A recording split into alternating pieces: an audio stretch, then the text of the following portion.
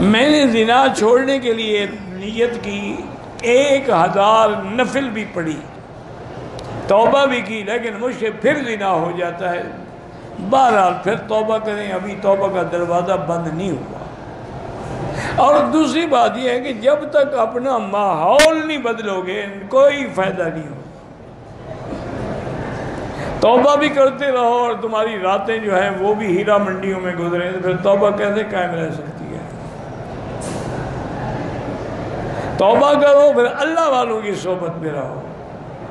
آج کل بہتر یہ ہے کہ تبلیغ والوں کے ساتھ نکل جاؤ 4 مہینے کے لیے، انشاءاللہ امید ہے کہ تمہاری اصلاح ہو جائے گی، باقی اللہ کے علم میں۔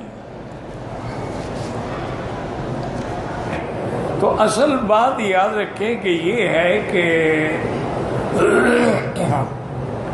اللہ تبارک و تعالی ہر مسلمان کو گناہوں سے بچائے۔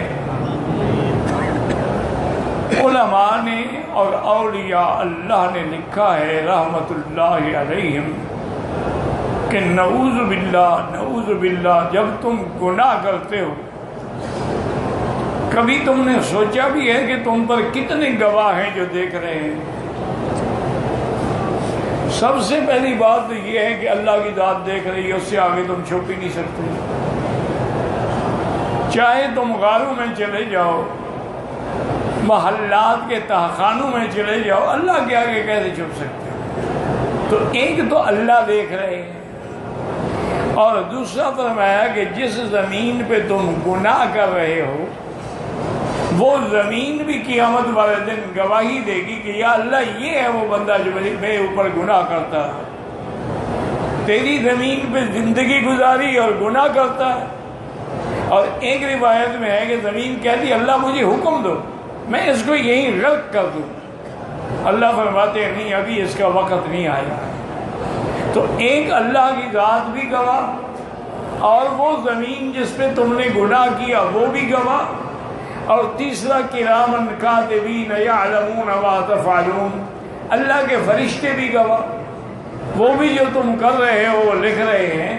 تو اتنے سارے گواہوں کے باوجود تم گناہ کی جرات کرتے ہو، تو پھر تمہاری ہلاکت اور بربادی جو ہے وہ لازمی۔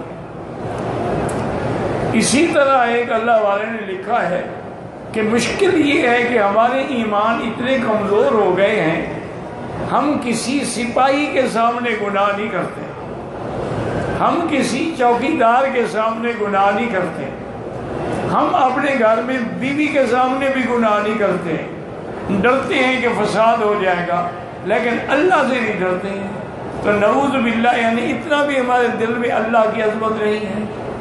تو جن کے دلوں میں اللہ کی عظمت نہیں ہوگی تو پھر ان کی ہلاکت یقینی ہے۔ باقی بات یہ ہے کہ انسان ہے، اس سے گناہ ہوتے ہیں، لیکن اس کے لیے یہ ضروری ہے کہ فوراً توبہ کرو۔